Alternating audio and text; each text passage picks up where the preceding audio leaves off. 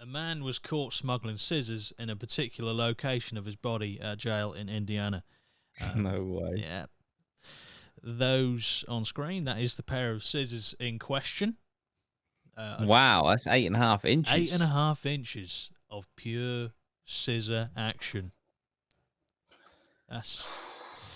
We'll read. A man has been caught apparently trying to smuggle an 8.5-inch pair of scissors into a jail by hiding them in his anus. Why?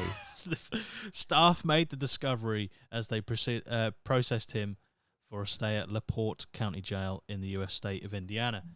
Officials said the object was identified in a peculiar location after suspicions were raised when the arrested suspect refused to cooperate during a routine search on Wednesday. The man eventually reluctantly agreed to an electronic body scan when the jail's assistant commander of operations, Lieutenant Jeff Holt, observed what appeared to be a foreign object inside the anal cavity of the arrestee. Officials said the man continued to be uncooperative, but a second scan a short while later revealed the object had moved slightly and could be identified as a pair of scissors. A short time later, the scissors were removed from the arrestee without incident, a spokesperson for the jail added. Captain Derek J. Allen from the LaPorte County Sheriff's Office said Lieutenant Holt is commended for relying upon his training and experience and successfully preventing a dangerous edged object from making its way fully into the jail. Authorities did not reveal further details about the man or what he was arrested for. They said that since the full-body scanner was first used in the jail in 2017, it had recovered a string of items including tattooing, equipment, drugs, and paraphernalia. You really do have to question why you're trying to smuggle an 8.5-inch pair of scissors up your ass into a jail. It's anyone got any theories? Because I couldn't think of any. Are shanks that hard to make? I suppose if you separate it, you got two. So you could, you could possibly sell two of them or exchange. I don't know. Most weird thing to take in. The only reason I can think of taking scissors instead of a knife is that perhaps the punishment is less severe. Maybe. If you get caught with a knife with regard to a pair of scissors. But yeah, like he hasn't even changed it at all. I assume, I don't know, but he hasn't wrapped the edges up, or at least try to. What you don't really need. You don't need the handles for the scissors, do you? Like, take them off, make it easier. That's true. Yeah. Especially if he's had time. I don't know. Just in a weird, like, whichever way you put that in, it's not going to come out. It's not a great time.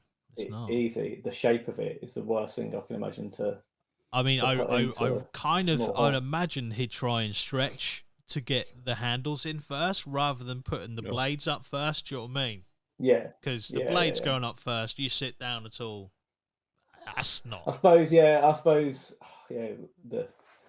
Once the blades out, the shape of that other stuff could potentially. But yeah, just the wrong type of. I can think of better things. All I can say is that the LaPorte County Jail must have a banging arts and craft session. Yeah. To want to be able to take in some scissors. I'm going to cut some shit. He also had some glitter and some super glue up there as well. Yeah. Oh, I just don't understand. Like, it's a shame that in the article it doesn't say like what the motivation was. Yeah.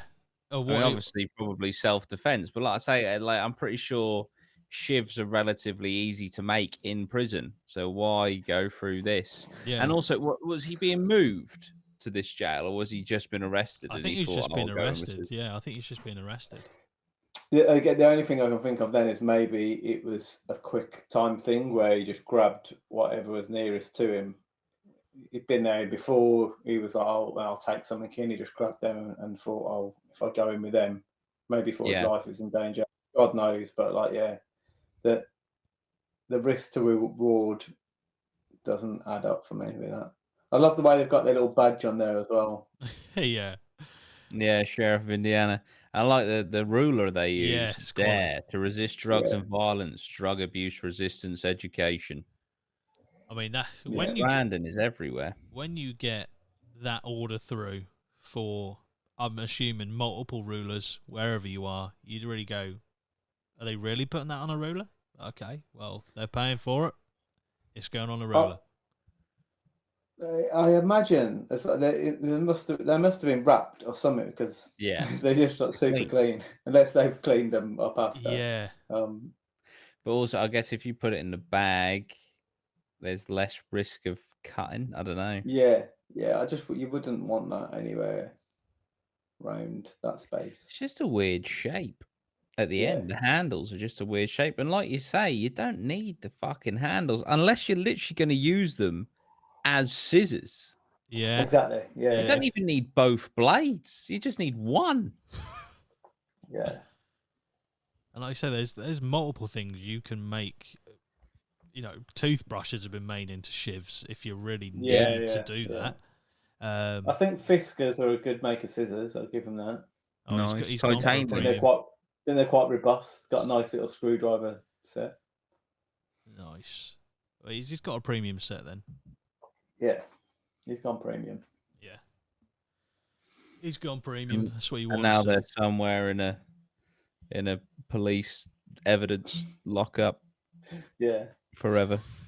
That's also scissors, mate. I just need to cut this bit of paper. Yeah, mate. Am I remembering correctly? You know, when we had Michael on the pod telling us about the stuff, did he say, or was it you, Dan, that said about a mobile phone up the arse and the? Oh no, that was it. It was an old mobile phone. I think you said about the charger. Imagine putting the charger up there. Yeah, I think someone did, didn't he? He said that he had. Didn't he say that it's something? I can remember something to do with wires, because that's really dangerous. Having all the. I'm sure he mentioned someone had the charger up there with the wires. Yeah, I'm pretty sure he did. Yeah. That's mad. Because we were discussing, how big the charger was for the phone potentially. Yeah. Obviously going back then. Yeah. Yeah, you'd want to invest in a decent charger that folds into itself. Yeah. Lightweight and compact there. I'd say anything you're putting up your ass, you want to try and get something that folds in or compacts down to as small as possible. It's just so unfortunate, isn't it? You know what I mean? Yeah. What has led that man to put in a pair of semi-premium scissors up his ass? I'm guessing from this and what they're saying, obviously he uses training. I can't remember this. We're speaking to him about prison, but they're not scanning everyone, are they? So there must be a reason. Everyone that goes through it's not an automatic scan, so they must just scan certain individuals. Yeah, he must have just been really sus. Yeah. Yeah, must have been wiggling about. Yeah. When he was trying to reach it, when the officer was trying to search his pockets in the back of his trousers or his jeans, he was like really twitching. Like, yeah. Right, I'm not an expert, but I'm pretty sure he's got something up his ass. Just letting you guys know. Because as well, I don't know the scan. Obviously, if it's drugs and they're in those little plastic things, the little Kinder Egg things they usually put in. How do they scan for that? Yeah, because it's plastic. It's plastic, yeah. So I suppose if they see anything irregular, they'll be like, exam that man. I was listening to somebody. I can't remember what it was, but maybe it's like a podcast or something. But they're saying about how profitable drugs in prison actually are. Yeah. When you can get them in, because you've got a captive audience that will pay premium. Yeah. For it. So it's like it's such a lucrative place to sell drugs. And he was just did like some basic maths.